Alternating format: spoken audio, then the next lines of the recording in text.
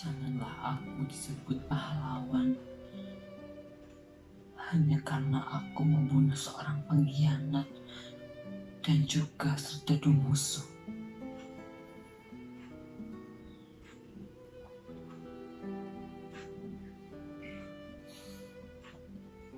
Tuhan, ampunilah mereka, arwah yang kubunuh dan yang akan membunuh aku. Ampunilah mereka, domba-domba revolusi yang sesat. Nah, itu tadi merupakan akhir dari dialog karya Bambang Sularto yang berjudul Domba-Domba Revolusi. Namun sebelum kita lebih jauh mengenal tentang Bambang Sularto, saya akan menjelaskan sedikit mengenai biografi beliau. Bambang Sularto atau B. Sularto lahir di Semarang pada tanggal 11 September 1936. Beliau merupakan seorang penulis karya sastra berupa cerpen serta naskah lakon. Hal yang mendorong ia dalam menulis cerpen tatkala ia ingin lebih mengetahui tentang percintaan. Pengalamannya dalam percintaan menjadikan sumber inspirasi beliau dalam menulis karyanya selama bertahun-tahun hingga awal tahun 60-an. Namun setelah itu, ia pun mulai menulis cerpen yang tidak bernuansa percintaan tatkala ia melihat suatu peristiwa penodongan oplet di Jakarta. Sejak saat itu, ia pun berubah gaya penulisan dari tema percintaan ke tema peristiwa sosial di masyarakat.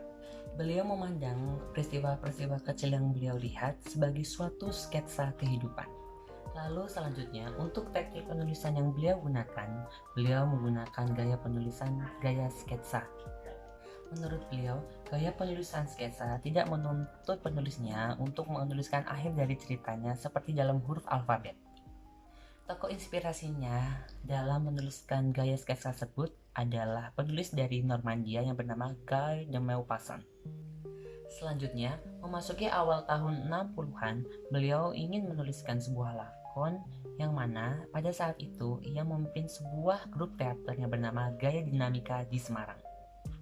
Beliau menulis lakon bergaya sketsa yang mana sumber inspirasinya lagi-lagi berdasarkan peristiwa sosial yang dialami oleh seorang pengamen keroncong pada tahun 1948 pada saat terjadinya agresi militer.